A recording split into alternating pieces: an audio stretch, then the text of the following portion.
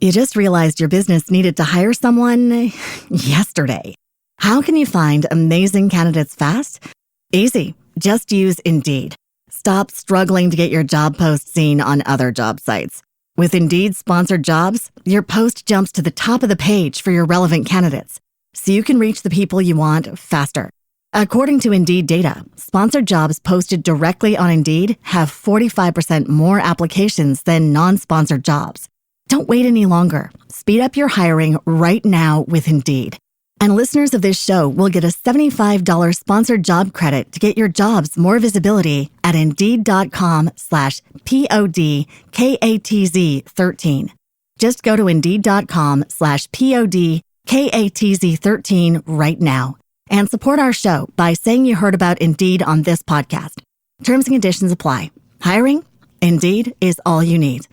If your job at a healthcare facility includes disinfecting against viruses, you know prevention is the best medicine, and maintaining healthy spaces starts with a healthy cleaning routine. Grainger's world-class supply chain helps ensure you have the quality products you need when you need them, from disinfectants and cleaning supplies to personal protective equipment, so you can help deliver a clean bill of health. Call 1-800-GRAINGER, click Grainger.com, or just stop by. Grainger, for the ones who get it done. A warmer from Evo! Welcome to lovely Las Vegas for Coast to Coast Hoops with myself, Greg Hoops Peterson, now part of the VSiN Family Podcast, and we've got an excellent podcast for you. Join me in segment number 2. We're going to have on one of our good friends, Rob Donaldson, who does great work with the show/podcast, Rob's Best Bets Show, and we're going to be discussing with him a little bit about how he plays futures in conference tournaments, some of the teams that he is perhaps looking to be able to bet with these conference tournaments to be able to win their conference tournaments, some of the attributes that he looks for some of these teams as well. We'll recap a little bit of Saturday, and then we'll take a look at some Sunday games. So nice wide-ranging conversation with Rob in segment number 2. In the final segment, going to get you guys picks and analysis on every game on the betting board for this college basketball Sunday as we hit some bank shots. If you do have a question, comment, segment idea, what have you for this podcast, you do have one of two ways to be able to fire those in. First one is my Twitter/X timeline at Jaden_D1. Keep in mind, letters EM. Naming does not matter, so as per usual, please do send these into the timeline. Other ways, find an Apple Podcast review. If you rate this podcast 5 stars, it is very much appreciated. And then from there, you're able to fire in whatever you'd like to hear on this podcast via that 5-star review. Did not get in any Twitter/X questions today, but boy, oh boy, we had a fun day of college basketball on Saturday. Last of these north of 125 game slates, by the way. Next week, we'll have more like 100, and then we get into conference tournaments. So let's cherish what we've got, take a look at what we all had on Saturday, try to find some trends, and try to get to know these teams a little bit better. Games from yesterday is Greg buzzing about. Here is the rowdy recap. The nation's best cover 8 team very nearly did it once again. Yes, I am going to lead with the Minnesota game because this was just nutty, harebrained, and crazy. Minnesota gets down 23 points in the first half. They were laying between 6 and 6.5 points. They come all the way back, and if it wasn't for a Nick Kern layup at the end of regulation to be able to get Penn State the 75-70 cover, they would have done it. As Penn State, they were out from 3. They go 11 of 23 from distance, while Minnesota goes just 5 of 20, but the free throw line was the equalizer. 24 of 27 for Minnesota, 9 of 11 for Penn State. Penn State also loses a turnover battle 17-12 as Cam Chrissy steps up in a big way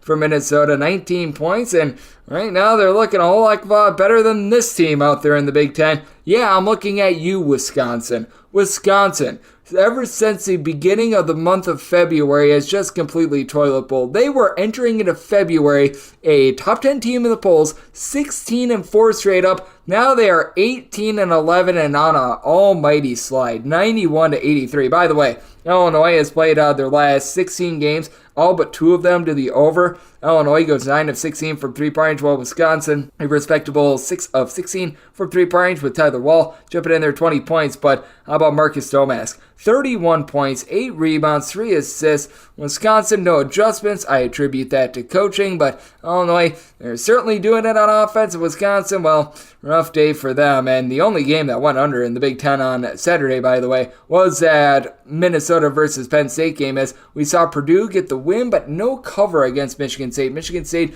was able to claw their way back. They lose this game by a count of 80-74. And for Michigan State, they do go 9 of 21 from three-point range. Really a collective unit. Ty Walker led the team with 14 points, but had a lot of guys contributing. As for Michigan State, they do win the turnover battle by a count of 9-7, but they lose the rebound battle. As Giant of the Year, Zach Edey, 32 points, 11 boards, pair of blocks.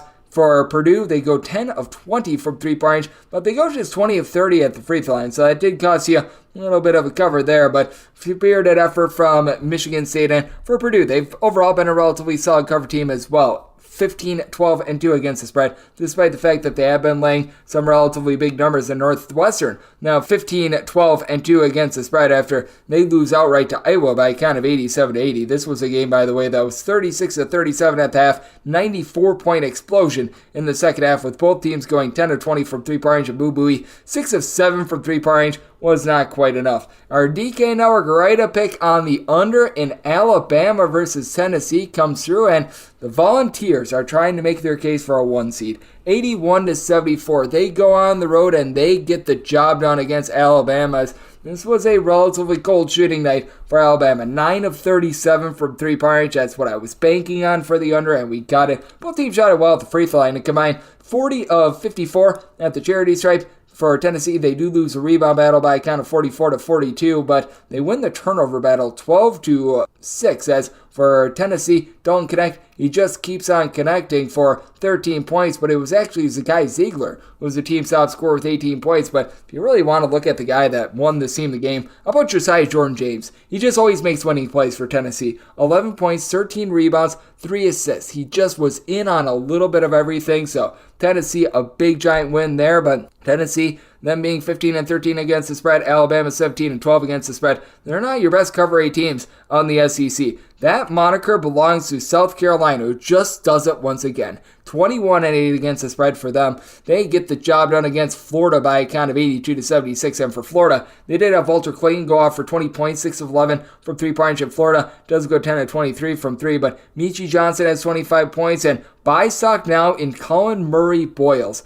He had 15 points, 11 boards, 4 blocks. He has been such a massive X factor for South Carolina. A big reason why they haven't hit that wall against the spread. He keeps elevating the team's game. For South Carolina, they win the turnover battle 12-8. They do lose the rebound battle by a count of 34-29, but they do find a way to persevere and get the job done out there. Auburn has also been a very good cover team out there in the SEC. They're currently sitting at 18-11 against the spread, and for Auburn, they were having themselves a ball against Mississippi State. 78-63, the finalists for Auburn. They go 9-19 from three-point range. Denver Jones was able to chip in their 15 points. For Auburn, they actually do lose the rebound battle 36-30, but they win the turnover battle 13-10. One of the most well-rounded teams in all of college basketball, if I do say so myself, for Auburn, as Tolu Smith, Charles Matthews, they combine for 20 rebounds, but just 17 points. As Mississippi State, they do go just 12 of 20 at the free throw line. And then we saw on Saturday, teams that scored at least 108 points go 0-2 against the spread. Kentucky, a win but no cover. They're now 17-12 against the spread, by the way.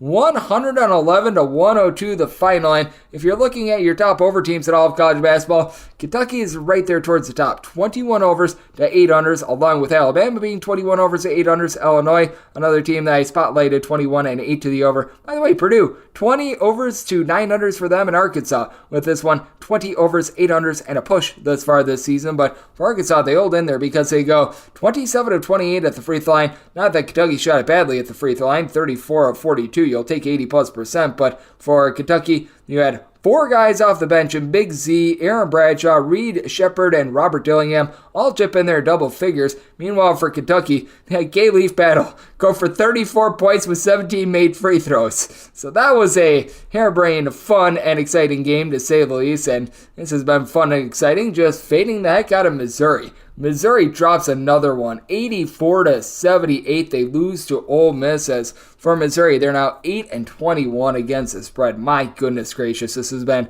a horrible year for them, as Ole Miss goes 10-26 from three-point range. For Missouri, and Sean East go for 27 points on 10-12 from the floor, but that's about all they had going for them. And Vanderbilt, they've been able to cover a few more games, but they have been sad and pathetic as well. LSU, they go on the road, they get the job done by a count of 75-61. If you're looking at the worst team in terms of cover rate in all of college basketball, though, that would be Pacific, and they drop another one. They're now 6-23 against the spread. By the way, during the 2021-22 season, Pacific was also the worst cover team in all of college basketball. I can't remember the last time I've seen a sport of 362 teams have the worst cover rate team 2 out of 3 years. As for Pacific, they go 5 of 16 from 3. They allow San Diego to get Deuce Turner down for what going? He had 30 points, 5 of 10 from 3-point range. And for Pacific, they lose the turnover battle, they lose the rebound battle. It's just all bad for them as of right now. But things are trending northward for Gonzaga. 70-57, they get the job done against St. Mary's, and all of a sudden, this Gonzaga team,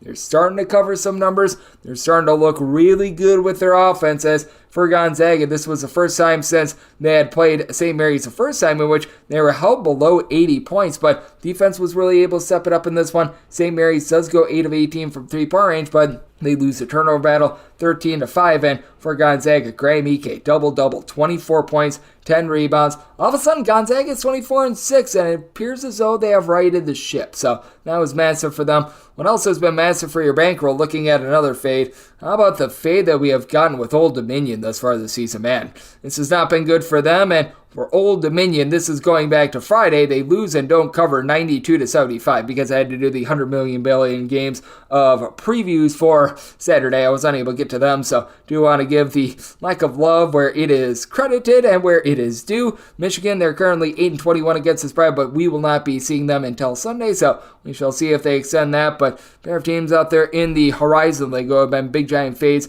Old IUPUI putting the PU in IUPUI as they do cover against Cleveland State by kind of 75-66. That now brings them to 9-19 against the spread. And for Oakland, they do not cover against Detroit, who's now 10-21 against the spread. Detroit actually had the lead throughout much of this game. 75-70 the final, as Oakland, they were down in this game throughout much of the second half. They find a way to be able to pull it out, but Detroit was able to have Jaden Seton go for 19 points. Detroit goes 9 of 19 from 3-point range, and Oakland, they're allowing nearly 10 points more per 100 possessions when they're at home rather than in a road/neutral court venue. So that has been all sorts of rough for them, and UW Green Bay out there in the Horizon League, sticking with them. They've been one of your better cover 8 teams in all of college basketball, 19-10 against the spread, but currently they're dealing with an injury to top scorer Noah Reynolds, and they just could not guard UW Milwaukee on Saturday. 90-69, Milwaukee gets a win, gets the cover despite Green Bay going 12 of 27 from 3-point range, as Milwaukee won the rebound battle 42-22, and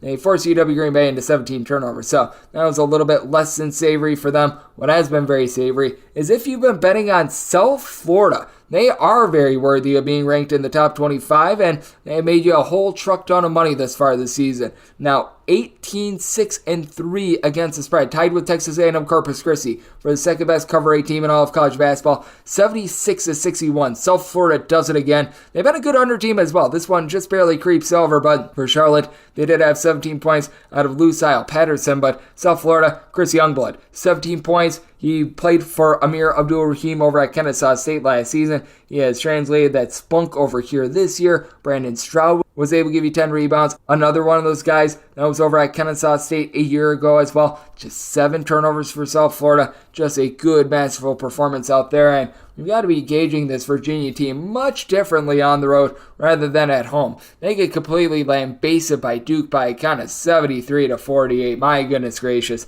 They were not in this game from the start, and for Virginia, they go 5 of 17 from 3-point range. Duke only goes 6 of 19 from distance, but Duke is able to shoot nearly 50% from the floor. Virginia, 17 of 55, losing the turnover battle 12-10. They lose the rebound battle 42-29, as well as Kyle Filipowski. Looks like he's just fine after that court storming situation. 21 points, 7 rebounds. Played like he was quite healthy, so that was big for them. If you're looking at top cover teams, in terms of a road/neutral court venue, by the way, Georgia's actually been your top one, 8-1 against the spread. Haven't wanted so much of a piece of them at home as they lost at home to Texas A&M 70-56 on Saturday, but they've been rock solid with that regard. But I was mentioning Texas A&M Corpus Christi. They've been one of your top cover teams in all of college basketball. Not a road cover for them, but overall they're 18-6-1 against the spread. They're 11-3-1 against the spread when they're on the road, and at home they take down Southeast Louisiana 80-68 the final. This was a single-digit spread, so they're able to cover another one. As for Corpus Christi, Gary Clark has been tremendous for them. 21.6 boards. They stink at shooting threes, but they're very good at being able to hit the glass. They're just a rough and tumble team that I do like in general. And if you're looking for a power conference team that has been able to cover for you on the road, how about Pittsburgh? They're now 7-2 against the spread on the road. They take it to Boston College by kind of 90-65, I should say, for Pittsburgh. 7-2-2. They've had 2 pushes on the way as well. But for Pittsburgh, 16 out of 30 from 3. Young freshman Carlton Carrington, 7 of 12 from distance, goes off for 27 points in Boston College. They lose this game with Quinton Post giving them 30 points, 12 boards, and the team going 9 of 20 from 3-point range. So an utter lambasting there. You're looking for teams that you don't want to be trusting on the road. Middle Tennessee is now 1-9 against the spread when away from home. They get absolutely dump trucked by Sam Houston. This by a count of 81-64. This has just been a bad year in general for Middle Tennessee, and also Virginia Tech. I should point them out as well. They're now 1-9 against the spread, but they've been good at home. They take down Wake Forest by a count of 87-76. As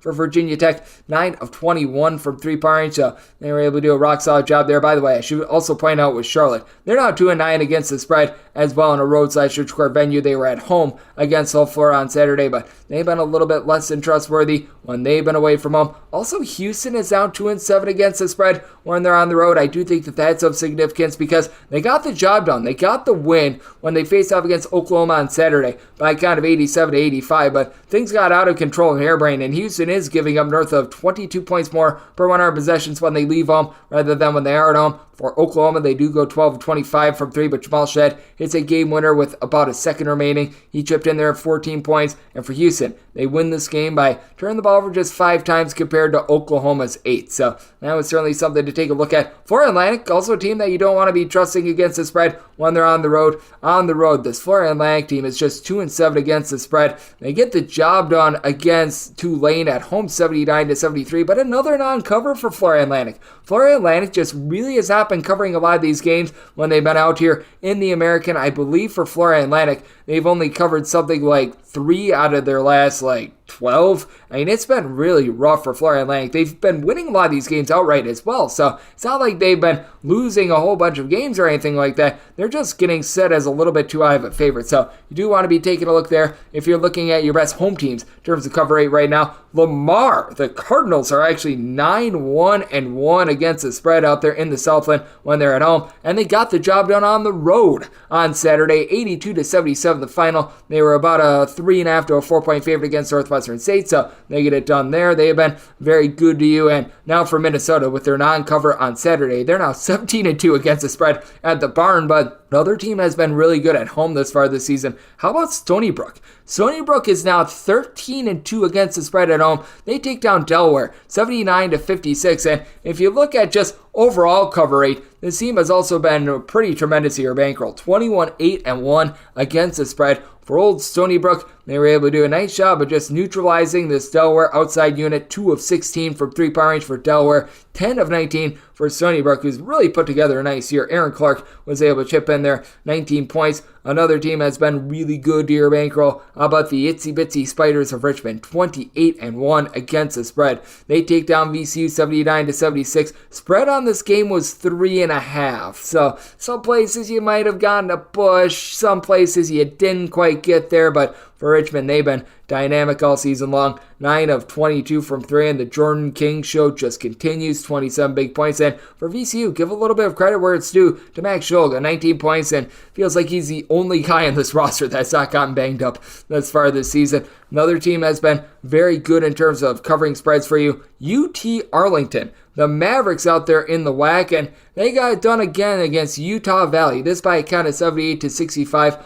All of a sudden, they're 20-8 against the spread. As for UT Arlington, they go 10 of 22 from 3-point range. For Utah Valley, this was actually above average for them. They went 6 of 19 from distance with Trayvon Doris supplying 12 points, 12 boards, 5 blocks. But UT Arlington, ever since Philip Russell has gotten to town, he has been really good with 20 points. And DeJuan Gordon, 17 points, 13 rebounds. Could be dangerous out there in a WAC that has been controlled by Grand Canyon, who dropped Stephen F. Austin 80-58. And with that, Stephen F. Austin now 7-20 against the spread. If you're looking at your top over teams in all of college basketball, one stands above them all, and that would be Wright State, who has been right for a bunch of overs. They take down Northern Kentucky 94-88, and No, there was not a total of 180 out there. So they go to 22 overs and 7 unders thus far this season. The Pioneers of Denver have also been a really good over team. They have played 19 overs, 7 unders, and a push, though we did not see them on Saturday. Last time we've seen them is on Thursday, where they lost to UMKC by a count of 84-69. I believe that they were just able to get that one to the over, but certainly they've been intriguing teams. Queens NC, we're going to be talking to Nick Lawrenson about the A-Sun tournament. They have been able to play 20 overs to 9 unders. I believe that on Friday as well, going back to that action, I think that they were able to get an over on that night, as well as they were playing that night against Canisius State, 91-82, so that was another over for them. But if you're looking at your top under team in all of college basketball, Vermont, 20 unders to 8 overs this far this season. They have controlled the America East, and they ran past UMass Lowell, 74-62. The final total on this game was 140.5. This team has just really been sucking the life out of teams, and they had full control of this game throughout. This is a misleading final score, as they were up at one point 62-36 with like 12:30 remaining. Aaron Deloney, he was able to chip in their 33 points. These guys have been pretty dominant. Duquesne has been a team that has really been able to make you a lot of money to the under. Duquesne has played thus far this season 8 overs, 19 unders, and a push, and they get by George Mason in a 59-51 slog. This is a game that set back college basketball a little bit, but I mean, they've been rock solid. I was mentioning Vanderbilt a little bit before. 20 unders to just 9 overs with them. And how about the Notre Dame Fighting Irish? They deserve some love, because all of a sudden they've been able to cover some numbers, and they've also been one of your best under teams in college basketball as well. 19 unders to 11 overs. This is a closing total of 132.5, so their 69-62 final cashes there. And Notre Dame, they were able to get 7 wins in conference play already, and for Notre Dame, don't look now, but they've now won 5 out of their last 6 games in the ACC, as they hold Clemson to shooting 5 of 28 from 3. They themselves go 10 of 28 from distance. Marcus Burton was able to chip in there 21 points. Bad loss for Clemson, but a very, very nice win for a Micah Shrewsbury coached team as well ahead of schedule right now. And right now, this is a Kansas team that's falling behind schedule. They lose to Baylor by a count of 82-74 for Kansas. They go 4 of 13 from 3-point range, and they get Kevin McCullough back. I mean, without Kevin McCullough, this game would have been a total blow-up. But for Baylor, 7 of 17 from 3-point range. They shoot 55.5% from the floor. And for Baylor, they win the rebound battle 31-23. Hunter Dickinson, 20 points, but just 6 rebounds. So Kansas is not looking good on that front. A team that's really looking good on a bunch of fronts. So that'd be Arizona. They just absolutely blow past Oregon, this by a count of 103-83. Arizona now 19-10 against the spread, as Oregon has had a rough time guarding the 3 on the road all season long, and they allow Arizona to go 14 out of 25 from distance and to shoot 60.5% from the floor. 22 points apiece for Caleb Love and Pell Larson. Umar Ballo, 11 points, 12 rebounds for himself, and Oregon loses this game with Jermaine Cuisinart going for 39 points and going 14 of 24 from the floor. So I do find that to be a little bit hilarious. Creighton has been a little bit up and down this year, but they get a win and cover against Marquette, 89-75. Hard to really pin this one on Marquette, as they were without Oso Ogudera and Tyler Kolek. I know there were some personal things, some just bumps and bruises, so that was one where Marquette was playing without their full force. And honestly, for Marquette, they didn't give the world's worst effort in this one. The final score looks bad, but this was a 2-point game with about 5 minutes remaining with pretty much your B-minus team. And for Creighton, they have to go 13 of 32 from 3-point range to be able to persevere there. You also had Iowa State go on the road. They were able to get it done against Central Florida, this by a count of 60-52, and Iowa State has actually been a really good road team recently. They're now 28-2 against the spread, and for Iowa State, they're 6-2-1 against the spread when they're away from home. For Iowa State, they didn't necessarily shoot at the world's greatest. They go 5 of 21 from 3-point range, but I mean, it was all about Trey King stepping up for the team. 16 points, 6 boards. Meanwhile, for Central Florida, 1 of 19 from 3-point range. Maybe they should have drove it down a little bit more, because on their 2-point shots, they go a nice 19 out of 28, so maybe they should have tried that concept a little bit more. But for Central Florida, 22 turnovers in this game as well. That was a little bit less than savory. This was pretty savory if you like Washington State, though. 77-65. They do take down a UCLA team that's been a little bit more surging towards the back half of the season. Wanted to try to get you guys as many notable highlights as humanly possible, but I did point this out as well. We'll wrap it up with this. The fact that teams that scored at least 108 points points, went 0-2 against the spread, with Kentucky being one of them, Eastern Washington the other. They take down Montana State 108-104 in overtime as Eastern Washington goes to 7 of 24 from 3. Meanwhile, Montana State, they shot 15 of 34 from 3, but lost this game despite the fact that you had 4 separate starters give you at least 13 points. But for Eastern Washington, Cedric Coward, he did not play scared. 23 points, 10 rebounds. Eastern Washington does lose a turnover battle, 16-11, but they win the rebound battle 35-31. And if you are taking a look at college basketball and all the trends that we're getting in this fine sport, it has still been very much an overwhelming season, and it was an overwhelming Saturday. We've seen 2,570 overs to 2,452 unders. That's a 51.2% hit rate to the over, and home underdogs, they've been having a rough year. 690, 722, and 23 against the spread thus far this season. If you're looking at the last 7 days in college basketball, nearly 52% hit rate to the over. 178 overs, 165 unders. Meanwhile, home underdogs in the science band have went just 50, 55, and 3 against the spread. And if you're just taking a look at what we saw on Saturday, 54.4% of games went over, with home underdogs going 19, 23, and 1 against the spread. So that's what we're seeing in college basketball right now, and that's what we got on a jam-packed Saturday. Let's unpack a little bit more of that Saturday next, but really take a look at these conference tournaments, how to be able to play some of these futures, and also dive into the Sunday card with Rob Donaldson. We'll do that on the flip side here on Coast to Coast with myself, Greg Peters, and now a part of the Beeson Family Podcast.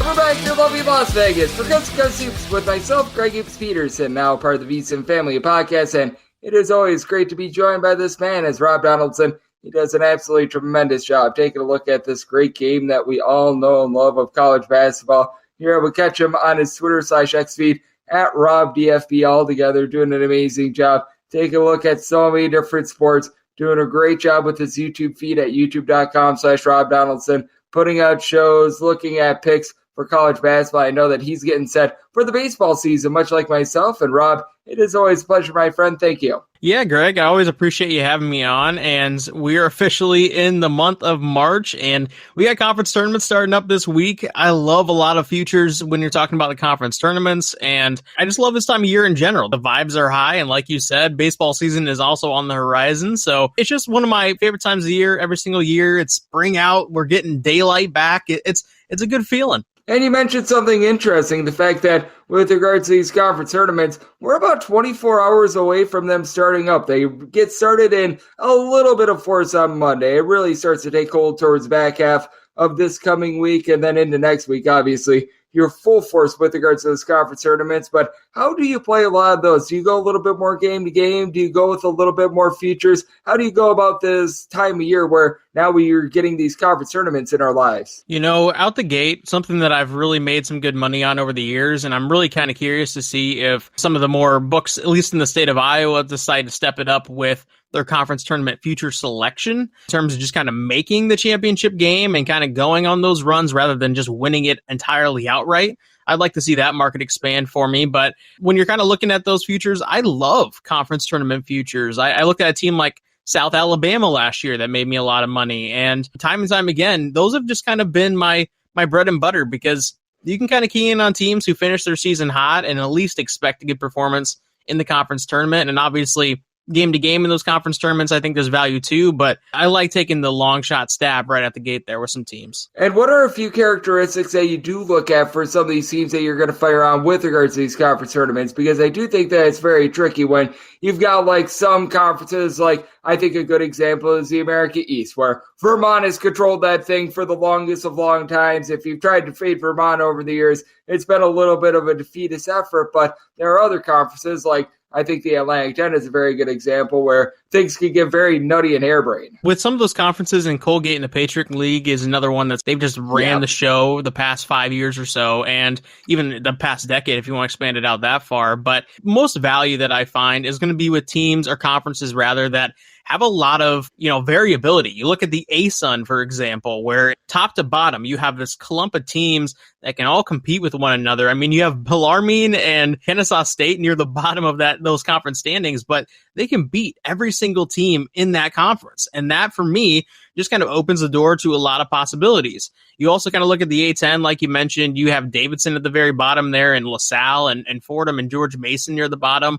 And I think those teams can potentially beat anybody in the conference as well. There's a lot of conferences like that. The Horizon, the Big South, the SoCon, I know is going to be a ton of fun. So when I'm kind of looking for the value, I look at the conferences that don't have a clear driver of the conference, because underneath those umbrellas and underneath those records from the win-loss standpoint, I think there's a ton of value. Yep, there can be loads and loads of value with regards to some of these smaller conferences. As joining me on the show, we do have Rob Donaldson, who does great work with the show/podcast. Rob's the best bet show, joining me right here on Coast to Coast Hoops. And I do want to dive into this a little bit as well with regards to these conference tournaments. How much do you take a look at these conferences, which you mentioned a good one in the Patriot League, where these teams that are playing on their actual home floors, whether that be from a game-to-game or a feature standpoint, because I do think that it would be a little bit harder to be able to take a stab on a team that's a little bit more of a long shot in something like the Patriot League tournament, where they would have to win a bunch of games on the road. Yeah, and you even brought up the Patriot League, but you also look at the Mountain West, where UNLV is going to have home court advantage, and they're playing some of the best ball in that entire conference. Post those waivers getting approved earlier in the season, this team got ample more talented, and I am ready to back those kinds of teams that are getting a little bit of a home court nudge. And even kind of St. John's, where maybe it's a little bit unfair that it's getting qualified as a home game for them throughout each conference tournament game that they play, but they're playing a little bit more inspired. They're also getting that little bit of a home court nudge outside of maybe a game against UConn potentially, but I'm all over those sorts of teams that have a little bit of an advantage that maybe is being overlooked. Yep, I do think that that's a good way of being able to take a look about things, and I do think that it's going to be fun with regards to these conference tournaments. And has there been any that you've fired on quite yet, or is that going to be coming a little bit more in the coming days? Yeah, that's going to be coming more so when the fields are actually solidified, but there are already some teams that I know I'm going to be taking, and you look at the Horizon, I'm going to be taking Northern Kentucky, UNLV, just like I mentioned, potentially even St. John's. And then when you kind of get into some of the more bigger prominent conferences, like the Big Ten, Ohio State, this is a team that has found sort of a renewed sense of life. I mean, they just went into the Breslin Center and knocked off Michigan State right after they beat Purdue at home, and they've been competitive ever since Diebler really took over. I mean, that's a dangerous team, and they're loaded with talent like they are every single year. There's no reason why they can't make a little bit of a run in the Big Ten tournament, and they can potentially even run that thing all the way to the title game. Yeah, with Ohio State, they have been a very intriguing team. And how about if we do take a look at that matchup that we're going to be getting for Sunday, as they're going to be taking on a Michigan team that, man, if you want to waste money, this Michigan team has been a very, very good team to be able to do it with. Right now with Ohio State, we're finding them in a lot of spots right around about a 9-point favorite. And for this Ohio State team, I don't know if I'm jonesing to lay much more than like a 9.5 in this spot, but man, it's just really tough to take a look at this Michigan team right now, as it's just went all the mush for them. And you kind of alluded to it, that this Michigan team, especially on the road without Doug, has just been an absolute disaster. And I do think Ohio State just kind of lays the wood on them here. I mean, Michigan got their licks in early at home when it was Martin Luther King Day, and the crowd was very amped. The Fab Five was in attendance. It was awesome. It was a good environment, and was probably the last game that Michigan actually played pretty well. At least one of the last few they can count on one hand. And Ohio State in this matchup, again, they're playing with some renewed purpose. They also don't have a horrible resume as it currently stands, which is kind of crazy to think about too. And coming off a Nebraska win, coming off a Michigan State win, coming off of that Purdue win, I think that this is going to be a walk in the park for Ohio State here. Yeah, with Ohio State, I felt like they absolutely needed to make that switch from Chris Holtmann. He clearly was not cutting it, and ever since our good friend Mr. Diebler has come into the fold, this team has been playing so much better. As we've got Rob Donaldson, who does great work with the show/podcast, Rob's Best Bet Show, joining me right here on Coast to Coast Hoops. And I do think that we've got a lot of intrigue that is going to be happening for this Sunday. And I do take a look at this matchup, and I do wonder if maybe we're getting a little bit too lofty with the number. It's Seton Hall going on the road against UConn. UConn is between about a 14.5 to a 15-point favorite, total of 141. And I'm not sure what your thoughts are on some of these super early games. This one happens at 9 a.m. Pacific, noon Eastern, but I always look at these super early games. I shade down my total just a little bit with regards to the total, and I love this UConn team, the way that they're playing defense, and I certainly think that this is going to be a lower scoring game, but I also think that lends itself to Seton Hall not winning this game outright or anything like that, but being able to cover a number of like 14.5 to 15 in a game where I do think that it's going to be a little bit more of a defensive-oriented slog. And Seton Hall, even I'm kind of adding on to the early morning start time, they're going to have to slow down this game if they want any chance to even hang around for just one half even. I'm kind of with you there where I'm actually going to personally stay away from this game, but I do love the under at 141.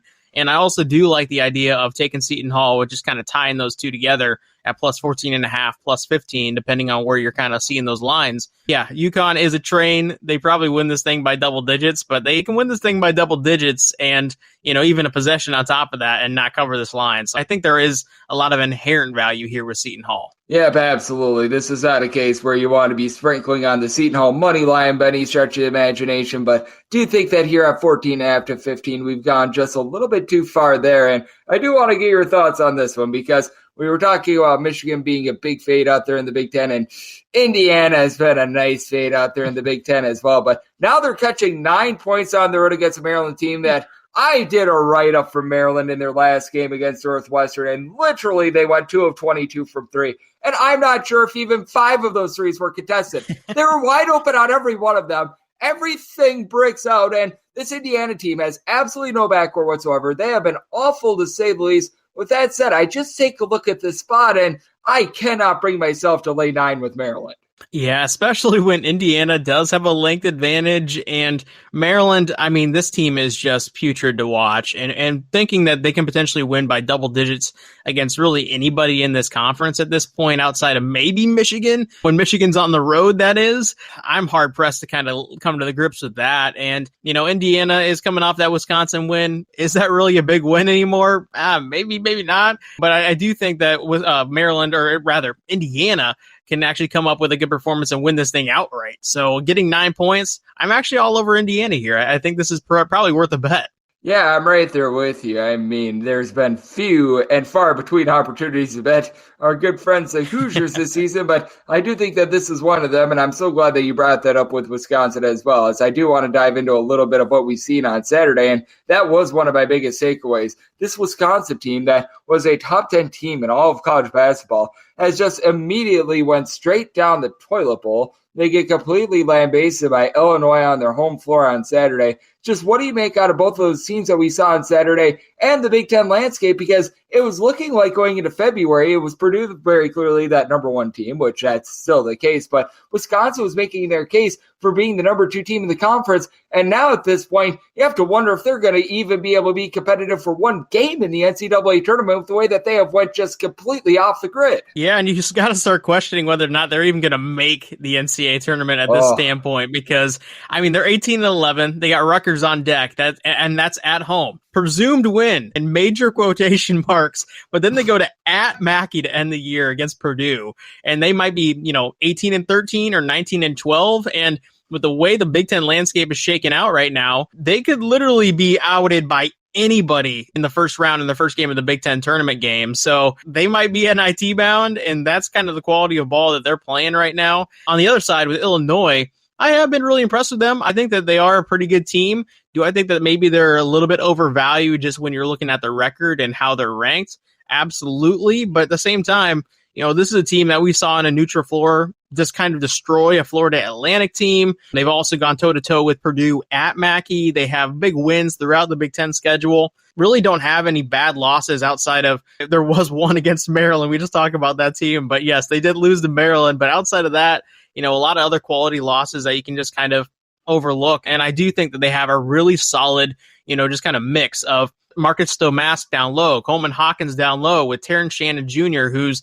one of the most athletic guards in all of the college basketball landscape up top. So they've got a good mix. They've got a good coach who has won games in March, even though it's been a little bit fairly removed. I am starting to buy into them potentially being dangerous, but also just kind of seeing the side of them where they might be getting a little bit overvalued here. Yeah, with Illinois, the offense has been amazing. The defense, boy, they really do need to pick it up. So that's a little bit of a takeaway that I've got from them. As joining me on the show, we do have Rob Donaldson, who does great work with the show/podcast, the Rob Donaldson Show, joining me on Coast to Coast Hoops. And what were a few other results that did catch your eye from Saturday? Because certainly Kentucky not covering despite scoring 111 points, I thought was one of the most hilarious things of the day. But Kansas still looks to be broken to me. They lose that game against Baylor. You had a few other just strange and random results out there in the Big 12. Texas being able to get back online, I thought that was something that was relatively quality. But have there been any teams that we've seen from Saturday that have caught your eye, whether that be to the positive or the negative, or perhaps teams in general that you're a little bit more sock up, sock down on in general? I mean, there's a ton of different takeaways you can kind of look at there, but I'm also kind of looking at that Texas-Oklahoma State game a little bit off the radar just because Oklahoma State isn't garnering the attention that they've had in previous years. But Texas is starting to play really good ball. And this is also a time of year where we're going to hear the word desperation thrown around a lot. And I'm guilty of throwing that word around a lot, quite a bit, because I believe in desperate spots with desperate teams, especially when they're veteran laden. And, ever since they lost to Kansas, they went into Texas Tech. They smoked Texas Tech. They played Kansas State. They've beaten them. They've just smoked the doors off Oklahoma State. And now they got a big game coming up against Baylor at Baylor in Waco. I think that's a game where Texas could be getting 6.5, 5.5 type lines. And I think they'll be live in that game just based on how they've been playing. I've been really impressed the last two times out. And so that's definitely one that I took a look at and was fairly surprised with. And, you brought up the Kentucky-Arkansas game. I mean, Arkansas went toe-to-toe with Kentucky for pretty much the entire ball game. That's a little bit scary when you're talking about a Kentucky team that's catching a lot of national title hopes and a lot of national title attention after some of their recent performances. But this team is heavily jump shot reliant. They come and go in waves, and that's not a team that I want to be backing in the tournament. So you kind of want to look at one of those early round upset, potential teams. I think this is a team that could potentially get caught really early on in the round of 64 in the NCAA tournament. And I'm so glad that you bring that up as well. How much do you take a look at these quality of teams differently when it comes to March? Because I do want to be banking on more of these defense-oriented teams. Like a team like UConn is a team that I think is very trustworthy in the month of March. Meanwhile, Illinois has been playing no defense whatsoever. Kentucky has been playing no defense whatsoever. Alabama. These are the teams that I want to stay away from because I truly do think that defense does win in the month of March. Yeah, I 100% agree. And maybe not necessarily like a Virginia all in your face. Let's lock them down, play defense the entire game only. But when you're talking about balance, you got to have it. And I think there's even a stat out there, and this would be, just kind of off the top of my brain and not entirely accurate, but a top 25 offense and top 25 defense is what's representative of the last 10 or so national champions, or at least a bulk of them. I think that just kind of speaks to the larger point of you need balance in March because you're going to potentially getting caught into a bunch of different matchups potentially that you don't really know or have control of before they're assigned to you. And you've got to be able to kind of play against different styles. You've got to be able to play against different just teams and players, and you can get caught at any point. It's a single game and you're out. So you really just got to have different ways to find wins, and you can't really just be a Kentucky where you're trying to rely on scoring 117 or 111 every single time out. Yep, I'm right there with you. I'm in total agreement. These well-rounded teams, Houston certainly comes to mind as well. They're teams that I really do want to be backing, just like I always love having you on the show, Rob. And before I let you go, is there anything else for this Sunday card that you do have your eye on? Since we mentioned a few of the Big Ten games, but we do have a pretty nice card, in my opinion, for the Sunday. Yeah, and the MAAC is starting to wrap up their season here, and there's a couple games that I like in that conference. But if you want to look at Mount St. Mary's going up against Niagara, throw out what the win-loss record looks like. I do think Mount St. Mary's is the better team, and they're catching 3 points on the road. I'm all over them, so that would be one of my favorite plays to wrap up that Sunday here. Absolutely, and you're one of my favorite guests, Rob. You do such a good job over at the show/podcast, Rob's Best Bet Show. You're over there on Twitter/X day in and day out, giving out great picks. So let the good people at home know it's all on tap for you and how people are able to follow along on social media and other platforms. Yeah, and always really appreciate you having me on, Greg. It's nice to talk through a Saturday slate and a Sunday slate, and also just kind of talking about conference tournament action. And for those who are wanting to follow my picks and just kind of, ask me questions or just hang out, we can do so on Twitter or X at RobDFB.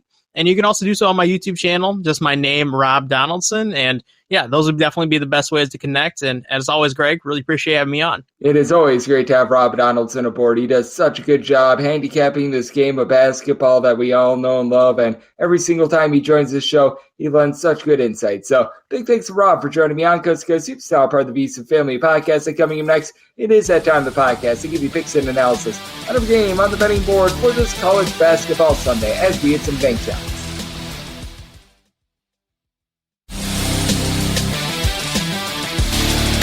And we're back here in lovely Las Vegas for Coast to Coast Hoops with myself, Greg Hoops Peterson, now part of the VSiN Family Podcast. Always great to be joined by Rob Donaldson. He does great work with the show/podcast, the Rob's Best Bets show. Every single time he joins me, he lends such good insights, and it's a wild and crazy Saturday in college basketball. A little bit of a smaller slate on Sunday, but still plenty of money to be made. I know that Rob is going to be grinding out this card much like myself, and his work is always appreciated. Big thanks to Rob for joining me in the last segment. Now it is that time of the podcast. I give you picks and analysis on every game on the betting board for this college basketball Sunday as we hit some bank shots. Most financial establishments close at a certain time, but not here. It is time for a side and total on every game on today's betting board bank shots.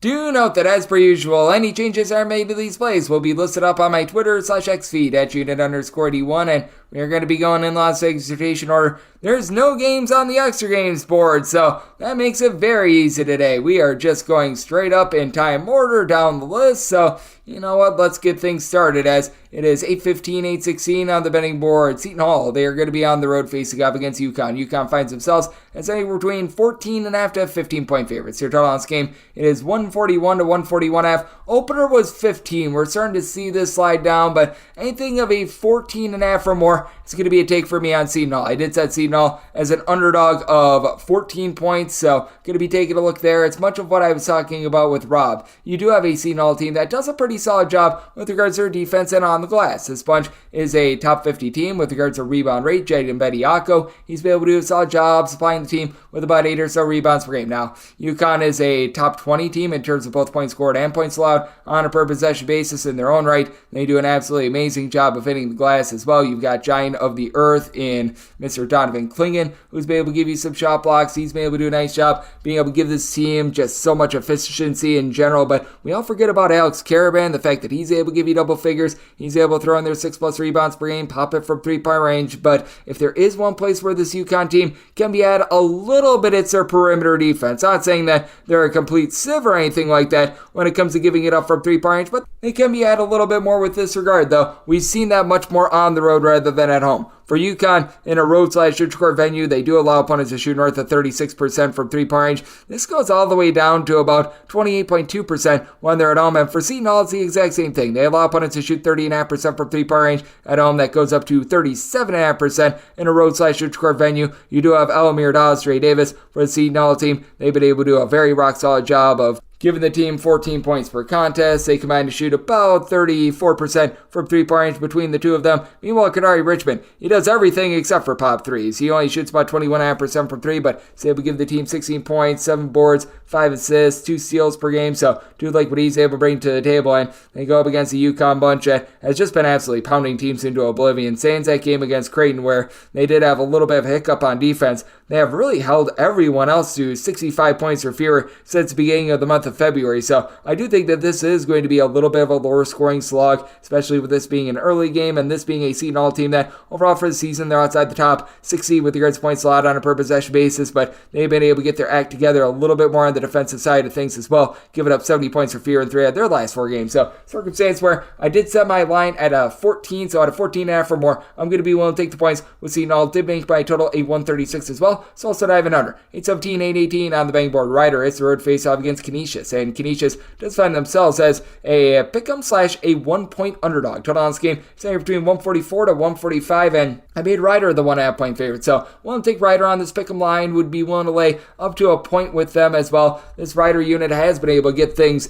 sorted out with their 3-point shooting. They were absolutely awful at the beginning part of the season when it came to just being able to pop it from 3-point range, but they've had things come along for the ride recently which you sort of thought that they were going to be able to, because for Rider, they do have someone like TJ Weeks that came in from UMass. He, throughout his career, has been a mid-30s three-point shooter with about 10 points per contest. Right now, he's giving you 10 points per game, shooting 35.5% from three-point range, much of what you want to see there. This is a Rider team that has been outside the top 200 with regards to points allowed on a per-possession basis, and Rider certainly does give it up from three-point range themselves. They're 250th in off-college basketball in terms of opponents' three-point shooting percentage, but it actually goes down to 34.4% away from home. That's more like 35.5% when they're at home. They go up against Canisius unit that has been much different with regards to their perimeter defense at home rather than on the road as well, but to the positive at home. At home, they're allowing opponents to shoot 27.8% from three. This hikes up to 36.8% in a road or neutral court venue, but Canisius just has not been able to get things sorted out on offense recently. They do have someone in Frank Mitchell that should be able to win the battle down low in terms of an individualistic standpoint, in that he's a top 5 player in all of college basketball with regards to rebounds. He's been able to supply the team with 12 plus points. He's throwing in there north of 11 rebounds per game, but Rider is a top 100 team with regards to their rebound rate, because even though they don't have anyone like Mitchell, they've got a trio of guys in Weeks, who I mentioned before, Tyreek Ingram and Mervyn James, that all give you at least 6 rebounds per game, and James, he has been able to also supply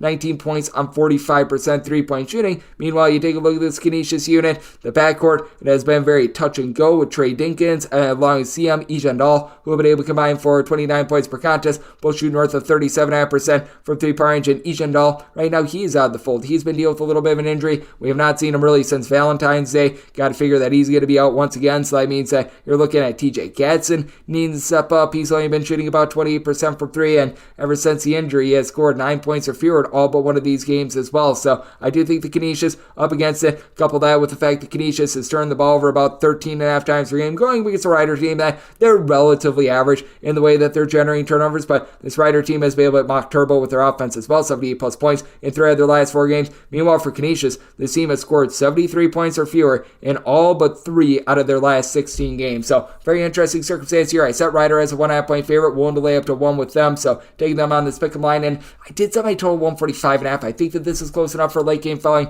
I think the Canisius can be able to get more around that 70-71 range, and I do think that Rider, with their improved offense and improved three-point shooting, they do just enough for the over. So looking at the over and Rider on this pick 'em line. 819, 820 on the betting board. Southern Illinois is going to be playing us to Northern Iowa. Northern Iowa is an underdog of 4 points with your total on this game, 138. I did set Northern Iowa as an underdog of 5 points. I'm going to be willing to lay with Southern Illinois. Southern Illinois has been one of your best bankroll teams all season long, covering well north of 60% of their games. And for Southern Illinois, you know that this team is not going to get rattled and out of sorts. They're outside the top 300 in terms of total possessions per game. And Northern Iowa, they're well outside the top 230 in terms of total possessions per game as well. So these are two teams that are playing more slow, more under control. And Northern Iowa, better defensive team at home rather than on the road. They're giving up about 7.1 points fewer per 100 possessions when they're at home rather than in a road/neutral court environment. So that's going to hurt them a little bit in this ordeal. Meanwhile, you've got a Southern Illinois team that they themselves give up about 8 points fewer per 100 possessions when they're at home. But the one thing that Southern Illinois has really been able to do with their defense, they lock you down from distance. Southern Illinois, 10th in the country in opponents' three-point shooting percentage, allowing teams to shoot just 28.9% from the outside. Well, Northern Iowa has been giving it up. Northern Iowa, they're allowing opponents in a road or neutral court environment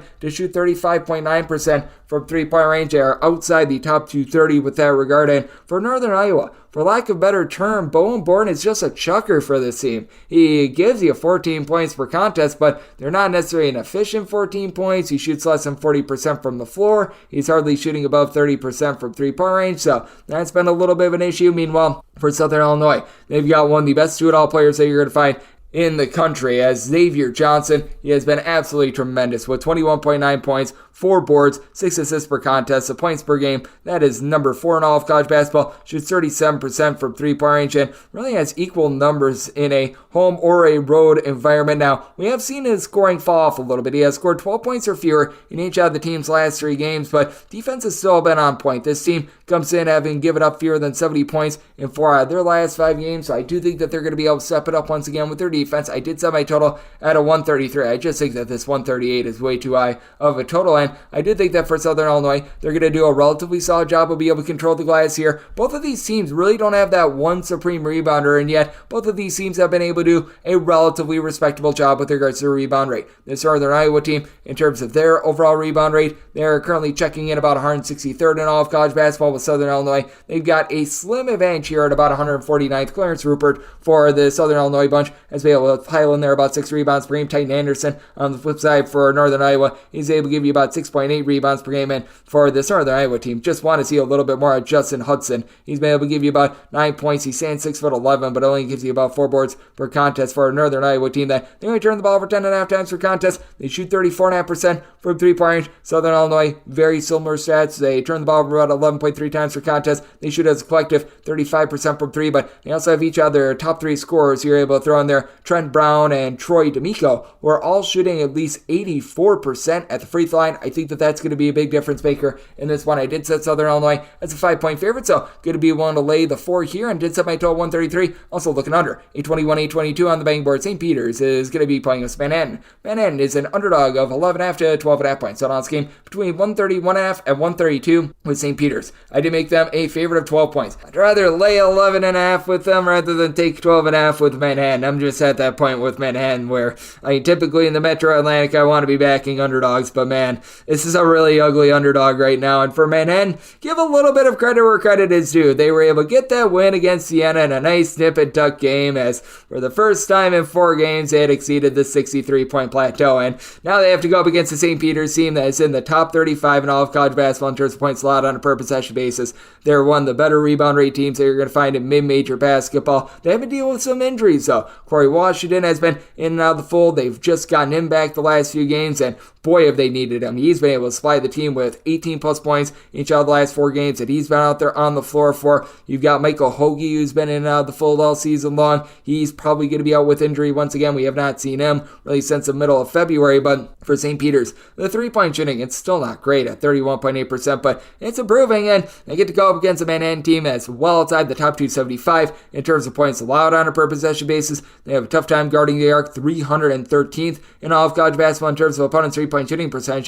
They hold opponents 34.8% 3-point shooting away from home, 38% at home. That really doesn't make any sense whatsoever, but I do think that St. Peter's is going to be able to do a nice job being able to tie things up on the glass against a Manhattan team that they just don't have a lot down low. Sidhu Traore has done a nice job. He's been able to supply the team with about 8 to 9 rebounds per game, but outside of him, you just don't have anyone that's going to be willing to hit the glass for this team. You've been able to find a nice point guard that's able to dole out a little bit over 4.5 assists per contest in Jaden Winston, who throws in there 9 points. He's not unwilling to hit the glass as well. He's been able to give the team about 4 rebounds per game, while Shaquille Bender has been able to give you 13.5 points per game. But for Manhattan, they turn the ball for 13.5 times per contest. They shoot 31% from 3-point range. You've got a St. Peter's team that does a nice job of being able to generate turnovers, and this St. Peter's unit has now given up 65 points or fewer in each of their last 5 games. I do think that Manhattan just going to get run out of the gym here. I did set St. Peter's as a 12-point favorite. I'm going to be willing to lay the 11.5 here, and did set my total at 130. I just flat out don't think that Manhattan, despite them being a top 130 team in all of college basketball with regards to total possessions per game, does their part to be able to really get past like 60. So I'm going to be taking a look at the under, and I'm willing to lay up to 11.5 with St. Peter's. 823, 824 on the betting board. Maryland is going to be playing us at Indiana. Old Indiana is a 9-point underdog with your total 136.5. Felt like me and Rob were on the same page here. I'm going to be taking the points with Indiana, and this Indiana team stinks. They have absolutely no backcourt whatsoever. They are getting Xavier Johnson back to the fold, but is Xavier Johnson really some sort of a supreme guard? No, he's not. But at the same time, it's better than having no guards out there whatsoever, which is how this team has been operating, because they've had Trey Galloway be able to give you double figures, but he's had to be one of the main facilitators for this team. He's had to step up in a big way all season long in ways that you shouldn't be requesting a guy like a Trey Galloway to do so. So they've been completely reliant upon Malik Renew along with Khalil Ware, and both of these guys have versatility. They combine for about 31.5 points per contest. You're able to get between the two of them north of 15.5 rebounds per game, and Ware, to his credit, is able to shoot about 43.5% from 3-point range for an Indiana team that is well outside the top 150 in terms of both points scored and points allowed on a per possession basis. And even though you've got Renew and Ware, this team is outside the top 125 in terms of their rebound rate, and they do go up against a Maryland team that has been awesome with their defense. Like for Maryland, this is a top 20 team in terms of points allowed on a per possession basis. They actually allow opponents to shoot in the mid-30s from 3-point range at home. That falls to well below 30% away from home. I honestly do not understand the split, but Maryland, they've been able to do their part all season long. They're 93rd in the country in terms of their rebound rate, as Julian Reese has been able to supply about 10 rebounds per game, and you're going to have the best player out there on the floor on the side of Maryland. That would be Jameer Young. Young was the only guy in that game that I was referencing before against Northwestern, where they went 2 of 22 from 3. That really gave you an honest effort. He's been able to supply the team with 20 plus points, 4 plus boards, 4 plus assists. He shoots in the mid-30s from 3-point range, but Maryland, it just comes back to it. They simply can't shoot. They're shooting 28.2% from 3-point range. Teams are just intentionally leaving them open, and they're just bricking wide open threes at this point. You've had Dante Scott be able to supply the team with about 11.5 points, 4.5 boards, and he's also shot about 33% from 3-point range, but past that, you're not getting a lot for this team. Maryland, they have been able to do a nice job of being able to wrestle the ball away as well. This has been a team that's been able to generate quite a few turnovers, and this is an Indiana team that, boy, are they bleeding points right now. The last time Indiana gave up fewer than 70 points in a game, you have to go all the way back to that game against Iowa, I believe, on January 30th. So, it has not been a good effort from this defense, but, this Maryland offense has been just completely putrid right now.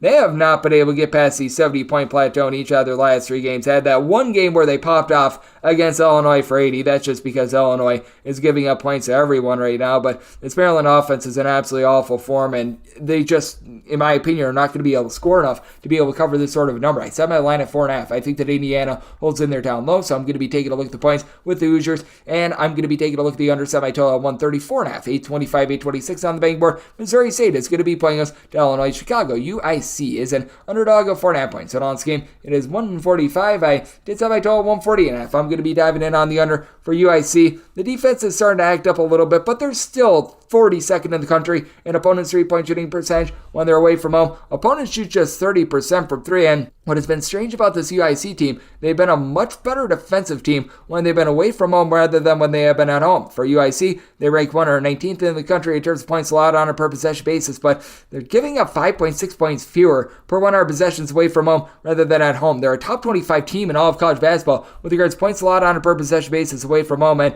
this is a Missouri State team that over the last few years, they've been built on defense, but the defense is right now turning to mush. They're now 183rd in all of college basketball in terms of points allowed on a per possession basis, so they're giving up about 8 points fewer per 100 possessions when they're at home rather than in a road or neutral court venue, so they have been able to do a much better job there, and this is a Missouri State team that is able to do a relatively solid job of being able to guard from distance as well with Missouri State. They're allowing opponents to shoot 32.2% from 3-point range when they're at home, and that's going to be big because you do have quite a few guys like Isaiah Rivera for UIC. They're able to pop it from 3-point range. Rivera has been able to do a solid job being able to supply the team with about 14 to 15 points per contest, shooting north of 40% from 3-point range, and then you've been able to get a lot of versatility in Toby Okani, who's been able to give you 12 points, 6 boards, throws in there a little bit over a block per contest. He's able to let it fly from 3-point range as well. Meanwhile, flip side for this Missouri State team, they've been able to get Olsen Mason going for about 17.5 to 18 points per game, throws in their 3.5 assists on 36% 3-point shooting, but this team has also had their struggles from the outside. They're shooting just 31.7% from 3-point range. They've worked on the turnovers a little bit, but it's still a bit of an issue. They're a relatively mid to low tempo team that is turning the ball over 12 times per contest, and for UIC, even though they're not supreme at being able to generate turnovers, that's going to be able to help offset the fact that they turn the ball over darn near 13 times per contest as well. So I do think that this is a sloppier game. UIC, they're averaging about 9.5 points fewer per 100 possessions away from home rather than at home. 282nd in all of college basketball in terms of points scored on a per possession basis, going against a Missouri State team that they've been able to get a little bit more of Donovan Clay along with Chance Moore, who have been able to supply about 23.5 points per game. But these guys too, they have their turnover issues. Matthew Lee, even though he gives you 3.8 assists per contest, he turns the ball over 3 times per contest. As a result, you've got a Missouri State team that is only averaging about a point more per 100 possessions at home rather than on the road. For Missouri State, they should be able to win the battle down low in terms of their rebound rate. They're still pretty sturdy at 44th, but I do think that with the way that UIC is able to guard the arc, they're going to be able to hold in this game. And this is a Missouri State team as well that shoot about 70.6% of the free throw line. So I did set my line at 4.5, seeing a few 5s out there at the 5. Won't take the points with UIC made by a total 140.5, so also looking under. 827, 828 on the betting board. Niagara plays us to Mount St. Mary's, and the Mount does find themselves as a underdog of 3 points here. Total on this game, it is between 140.5 and 141. what's interesting about Niagara is that they're not generating the same sort of offense at home rather than on the road. I'm actually going to be willing to take the points in this ordeal. It is a Niagara team that's now well outside the top 200 with regards to points allowed on a per possession basis. And for Niagara, this has been one of the most supreme three-point shooting teams in all of college basketball. And for Niagara, if you look at the overall defense in terms of points allowed on a per possession basis, they're actually giving up 7.5 points more per 100 possessions when they're at home rather than on the road. It really doesn't make any sense whatsoever. Among players that have made at least 1 3 for this Niagara team, by the way, out of your top 6, all but one of them are shooting at least 37% from three-point range as well, which has been absolutely dominant. But for Niagara, they shoot 40.3% from three-point range as a unit away from home. That goes down to 32.4% at home. Again, I just haven't seen a split quite like this, but Niagara is more at home on the road rather than when they are at home. They're facing off against a Mount St. Mary's team that has been really speeding up their tempo quite a bit this season, and despite the fact that they don't have a single guy that gives you north of 4.7 rebounds per game, Dola Adebayo is right now that lead rebounder. They do find themselves in the top 75 with regards to rebound right now. What has been a kryptonite for this Mount St. Mary's team has been turnovers. In terms of turnovers on a per possession basis,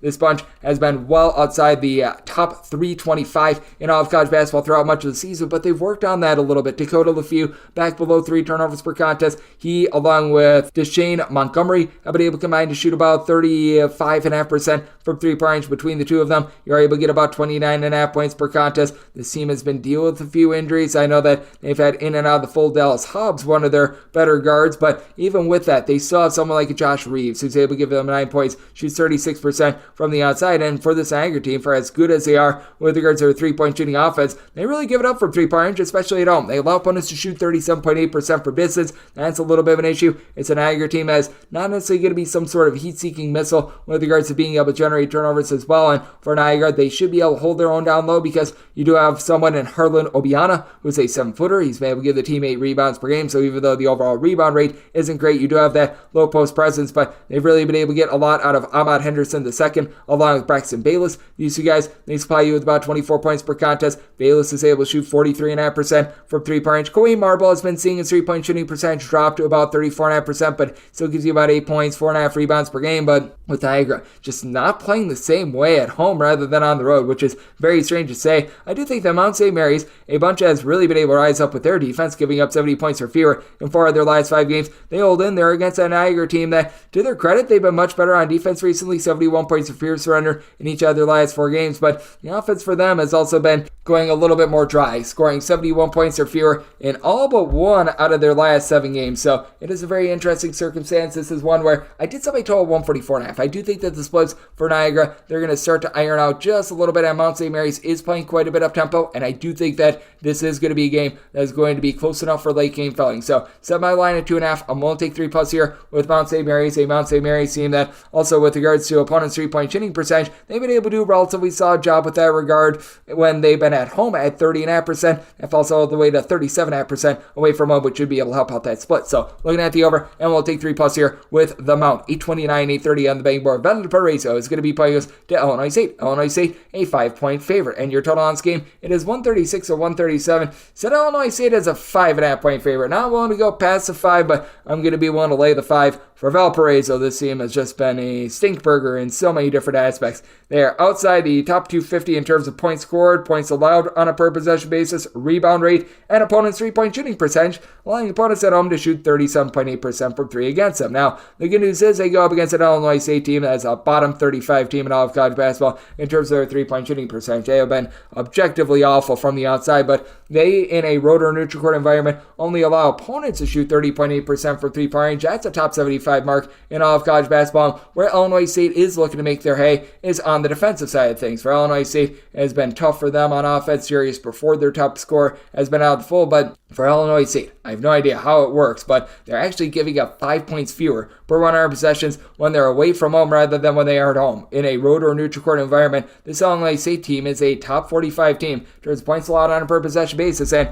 they face off against a Valparaiso unit that is very top heavy. They've been able to get good production out of Isaiah Stafford. Stafford has been able to supply the team with 16.5 points, only shoots about 29.5% from 3. Meanwhile, your next top 3 scorers in Darius DiViero, Cooper Schweiger, Jahari Williamson, they combine to shoot about 36.5% from three-point range between the three of them. You've been able to get in that pocket about 29 points per contest, but you just don't have a lot of rebounding. Other than Schweiger, you don't have a single guy that gives you north of 5 rebounds per game. Meanwhile, for Illinois State, you have had Miles Foster be able to take things over down low. 12 points, 8 boards per contest. You've got someone like Kendall Lewis, who's able to give you 6.5 rebounds per game. Once again, need a little bit more three-point shooting. You do have Johnny Kazinger, who's been able to shoot about 40% from 3, 8.5 points per contest, but overall, team only shoots 29% from 3, but they actually do an okay job of being able to take care of the ball. Dalton Banks has been able to give you 3.5 assists per contest. Team as a whole, they're only turning the ball over about 11.7 times per game, and for Illinois State, though the rebounding, it's not like by any stretch of the imagination beastly. They're about 98th in all of college basketball with regards to rebound rate, actually doing a better job rebounding on the road rather than at home. And for Valparaiso, just with the way that they have been giving up the points recently, the way that they have been getting lambasted there with at least 80 points surrendered in 4 of their last 5 games,